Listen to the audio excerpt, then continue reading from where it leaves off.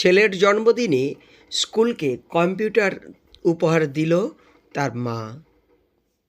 এমনই ঘটনা ঘটল পূর্ব মেদিনীপুর জেলার তমলুকের নারকেলদার গ্রামে। নারকেলদার গ্রামে একটি প্রাথমিক বিদ্যালয়ে স্কুলকে কম্পিউটার তুলে দিল কৃষ্ণা থান্ডার ভৌমিক। তার ছেলে কৃষাণুর জন্মদিন রীতিমতো গ্রামের প্রাথমিক স্কুলের ছাত্রছাত্রীদের নিয়ে পালিত হয়। তারপরে স্কুলকে আধুনিক শিক্ষার জন্য কম্পিউটারটি তুলে দেন। এ বিষয়ে তিনি জানান, সভাপতি হওয়ার পর থেকে স্যার আমাকে একটা আবেদন করেছিল কম্পিউটারের জন্য। তো সেই কারণেই আমি আজকে আমার নিজস্ব আর্থিক অনুকূলে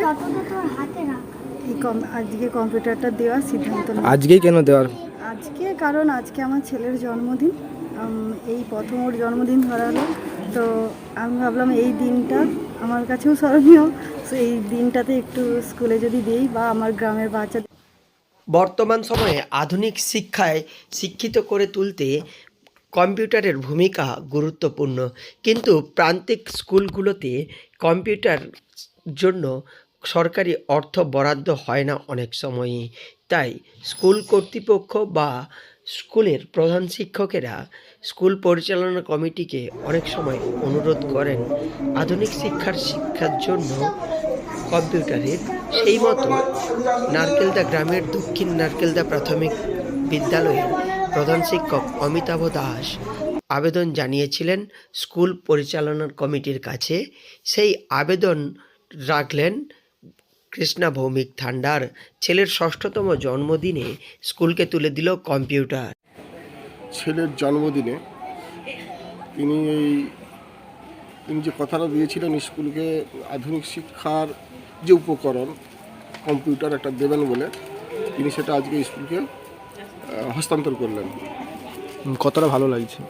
সেটা তো ভালো লাগবে, একজন শিক্ষক হিসাবে আমি আমার ছাত্রদেরকে আধুনিক শিক্ষা দিতে পারবো, সে তো আমার ভালো লাগবে এবং আমার স্টাফেদের।